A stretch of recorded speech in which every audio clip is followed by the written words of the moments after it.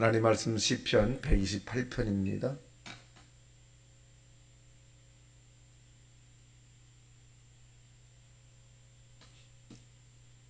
128편 1절에서 6절에 있는 말씀까지 우리 보겠습니다. 다 같이 시작. 여호와를 경외하며 그의 길을 걷는 자마다 복이 있도다. 내가 내 손이 수고한 대로 먹을 것이라. 내가 복되고 형통하리로다. 내 집 안방에 있는 내 아내는 결실한 포도나무 같으며 내 식탁에 둘러 앉은 자식들은 어린 감람나무 같으리로다. 여호와를 경외하는 자는 이같이 복을 여호와께서 시온에게 너는 평생에 예루살렘의 번영을 보며 내 자식의 자식을 볼지어다. 이스라엘에게 평강이 있을지로다. 아멘. 오늘 시편 128편 1절과 6절에 있는 말씀의 주제는 여호와를 경외하는 자, 이런 제목이 되겠습니다. 우리가 이 경외라고 하는 말은 늘 말씀합니다만은 하나님을 무겁게 여긴다는 거예요. 네, 무겁게 여긴다. 이 내용은 내용적 분에 들어가게 되면 하나님의 말씀을 무겁게 여기는 거죠. 하나님 하신 말씀에 대해서는 반드시 그렇게 될 것이다. 이 무겁게 여기는 거예요. 그리고 이 하나님의 말씀에 대한 부분을 믿는 거죠. 무겁게 여기고 믿는 겁니다. 또 자기의 하나님께서 우리에게 준 직책에 대한 부분을 무겁게 여기는 거예요. 무겁게. 또 집사에 대한 직분을 받았다면 이것 하나님이 준 것이기 때문에 무겁게 여겨서 그 책임감에 대한 중요성을 느끼는 거죠. 반대로 이 하나님을 경외하지 않는 사람은 가볍게 여기는 거예요. 하나님 일에 대해서도 뭐 할 수도 있고 안 할 수도 있고, 직분에 대한 부분도 뭐 바쁘면 못하는 거고 안 바쁘면 하는 거고. 그러니까 무겁게 여긴다라고 하는 것은 더 깊이 들어가면 시간을 내는 거죠. 시간을 내는 것. 먼저 우선순위를 두는 겁니다. 그리고 가볍게 여긴다는 것은 뭐냐면 하나님의 일에 대한 부분, 하나님의 직책에 대한 부분을 후순위 여기는 거죠. 내가 중심이 되고 뒤로 가는 거죠. 그래서 기분이 좋으면 하고 기분 나쁘면 안 하고, 시간이 나면 하고 시간이 안 나면 안 하고. 그래서 순위가 바뀐 거죠. 중요하게 여기지 않는 거죠. 무겁게 여기지 않는 것이죠. 근데 하나님을 이렇게 말씀에 대한 부분을 무겁게 여기는 자는 이제 그렇게 경외라고 하는 말을 해석을 했습니다만은 그의 길을 걷는 자마다 복이 있도다. 당연히 무겁게 여기면 하나님을 존중하고 경외하는 거잖아요. 경외하는 거니까 그 경외에 대한 보상을 따르게 돼. 그래서 복이라고 하는 유한겔리온이라고 하는 말로 표현되어 있죠. 복이 있다. 복이 있다.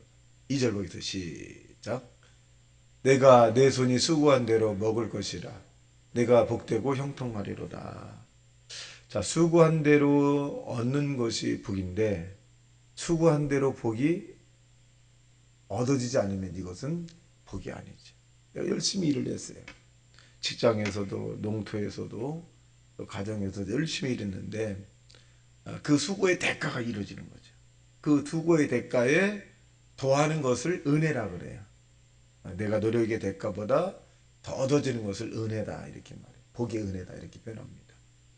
사람들이 왜 실망하냐면 내가 수고한 대로 했는데 애썼는데 결과는 마이너스예요. 사업도 그렇고 직장생활도 그렇고 가정도 그렇고 이 수고한 대로 했는데 마이너스다. 이건 복이 아니죠. 그래서 여기 보면 내가 복되고 형통하리로다 그랬어요. 형통이란 말은 하나님의 관계가 잘 되는 것을 형통이라고 하고, 두 번째는 사람의 관계죠. 사람의 관계. 자꾸 막히고 섞이고 있는 것은 사람의 관계가 이 막히면 형통이라고 볼 수 없죠. 세 번째는 물질적인 관계. 물질이 뭐 많은 것보다도 내가 불편하지 않을 정도의 물질이에요. 그러니까 어떤 사람은 뭐 수유가 적다 할지라도 나는 이 정도면 충분해 불편하지 않아 라고 하는 사람도 있고, 어떤 사람은 굉장히 많은데도 그래도 불편해 라고 하는 사람도 있겠죠. 불편함. 네 번째는 자식과의 관계죠.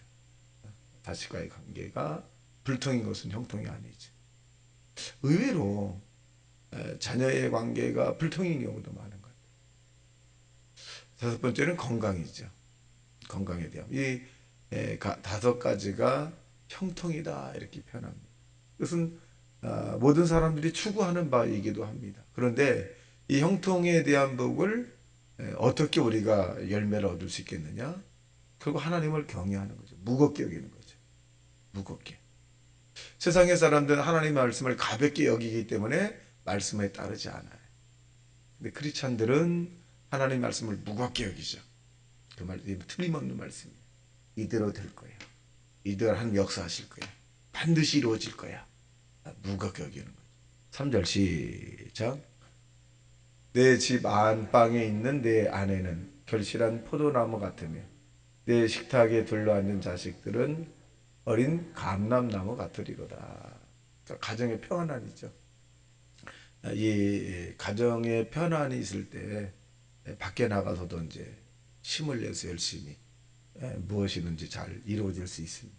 그래서 하나님이 하나님을 경외하는 자, 무겁게 여기는 자의 바로 가정도 하나님이 책임져 주시겠다 이렇게 표현합니다. 4절 시작. 여호와를 경외하는 자는 이같이 복을 얻으리로다. 이같이 앞에 있는 내용대로 복을 얻을 것이다. 행복이죠. 사실은 굉장히 큰 축복이기도 행복입니다. 5절 시작. 여호와께서 시온에서 내게 복을 주실지어다. 너는 평생에 예루살렘의 번영을 보며 내 자식의 자식을 볼지어다. 이스라엘에게 평강이 있을지어다. 여기 5절에 보면 여호와께서 시온에서 내게 복을 주시리어다. 시온성이라고 하는 부분이 있죠. 즉 하나님의 나라에서 오는 하나님의 나라. 그러니까 이제 하나님의 나라 킹덤 오브 갓이라고 하는 하나님의 임재를 느끼는데 이것은 교회를 상징할 수 있습니다. 교회. 그러니까 교회를 중심으로 즉 말씀이죠. 말씀을 통해서 우리에게 복을 주시는 것이다. 그래서 칼빈이라고 하는 학자는 말씀이 가는 데까지 가고 말씀이 멈추는데 멈춰라 이렇게 말씀합니다. 오늘 말씀을 자꾸 넘어서기 때문에 문제예요. 어느 종파에서 어떤 인터뷰를 한 내용을 보니까 자기의 남편은 이제 독생자고 자기는 독생녀라는 거예요. 남편은 독생자고 자기는 이제 독생녀다. 통일교 교주의 이야기를 하는데 참 무식하다고 굉장히 무식하다고. 이 교리가 피가름의 교리예요. 피가름. 이런 피가름의 교리가 아주 못된 교리인데 이런 못된 교리를 전파해도 그들에게 이끌려가는 것은 뭐냐? 영적인 세계죠. 영의 세계입니다. 그리고 당당하게 나는 독생녀다 이렇게 표현합니다. 성경에 독생자는 있어도 독생녀는 나 처음 들어봤어요. 며칠 전에 처음 들어봤어요. 근데 대단히 많은 사람이 거기에서 수긍하고 따라가고 그 교리를 보면 비이성적인 게 굉장히 많아요. 가정을 깨거든요. 근데 굉장히 많은 사람들이 환호하기도 합니다. 이 부분들이 비성경적이다. 결국 비성경적으로 가는 것은 비성경적인 이 결과를 얻게 될 것이다. 결국 기독교는 뭐냐? 가정을 지키는 거예요. 가정을. 제게 이런 질문합니다. 목사님, 교회가 먼저입니까? 가정이 먼저입니까? 이렇게 물어보는 사람들이 종종 있어요. 그럼 제가 그렇게 말해요. 하나님이 에덴 동산에서 가정을 먼저 만들었느냐, 교회를 먼저 만들었느냐? 아담과 하와의 가정이죠. 가정. 이 가정이 굉장히 중요하고, 그다음에 자기 가족을 돌아보지 아니하는 자는 불신자보다도 악하다 그랬죠. 악합니다. 그래서 교회 중심적인 그런 삶을 산다 할지라도 가정이 소중하다는 거예요. 가정. 교회에서의 교인들을 사랑하는 만큼 가정에서 아내와 또 자녀들, 이 식구들도 사랑하는 것도 굉장히 중요하죠. 근데 이 부분이 이제 우리의 신앙을 이제 올바르게 하는 것이기도 합니다. 그렇다고 해서 교회를 후순위로 것은 아닙니다. 가정을 소중히 여기는 사람은 교회도 소중히 여기는 것이고 교회를 소중히 여기는 사람은 가정도 소중히 여기는 것이지 어느 것이 중요하다. 그러니까 이 내용을 다시 깊이 들어가면 가정에서도 하나님의 나라가 임하면 어찌 기회를 경홀히 가볍게 여기겠습니까? 중요하게 여기지.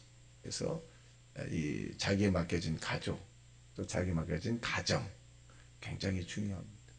그래서 이 기독교는 이 가정이라고 하는 것을 통해서도 역사가 나타난다. 알 수 있습니다. 자, 그래서 이 기회를 통해서, 즉 말씀을 통해서 하나님께서 저와 이런 평강을 더하는 그런 일들이 오늘도 여러분의 가정과 교회에 임하게 되시길 주님의 이름으로 축원합니다. 다 같이 말씀 생각하며 통성 기도합니다. 주여, 주여, 주여.